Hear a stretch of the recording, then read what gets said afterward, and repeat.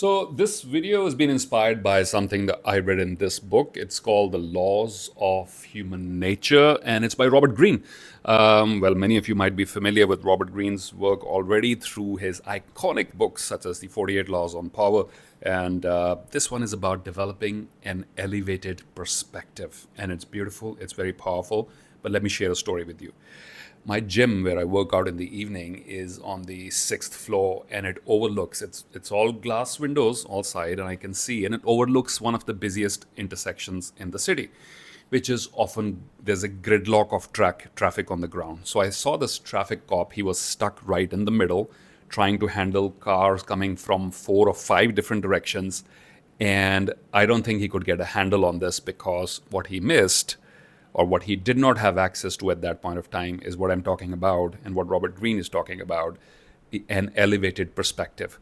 From the sixth floor, where I was looking at this entire scenario, it was so easy. If I could just ask those 2 lanes to stop and get this lane cleared out, the traffic would move quickly, or I could see where the problem was, which particular car was causing that traffic gridlock from the sixth floor. Because he was in the middle of all this, he was having difficulty, and because he was all by himself. So a couple of lessons emerged from what I read for the elevated perspective thought from this book and what I saw in the gym.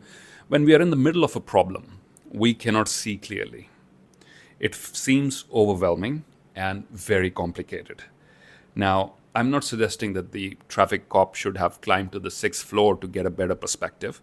Maybe somebody else can help him with that, but maybe you can climb to the top of your problems and see them from a different perspective, an elevated perspective. And maybe then they will not be as complicated. Maybe then they will not be as overwhelming.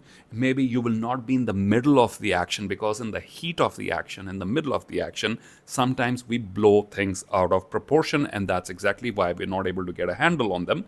So what I'm trying to really say is 2 things. One is elevate your perspective, and you can do it by giving the problem some time, giving the problem some space, seeking inputs of other people, reading, reflecting, taking a step back, thinking about the long-term implications of this. And most importantly, the second thing is this, most importantly, to not get caught up in the heat and chaos of the moment, and to believe that a solution exists. Okay?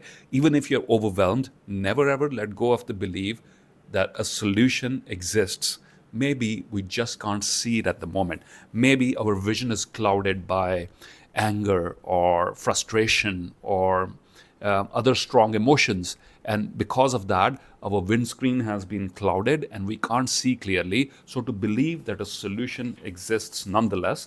And here's a message for leaders as well.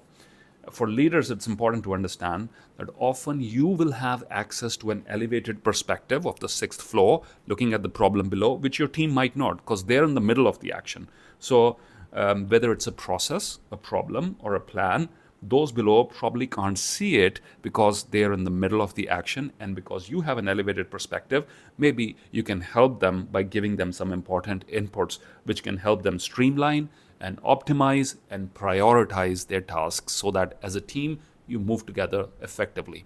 Let me know your thoughts in the comment section below, and stay tuned to all of these short form video content which we are generating based on the thoughts and insights and readings and meditation and other things on my own personal journey. Thank you for tuning in.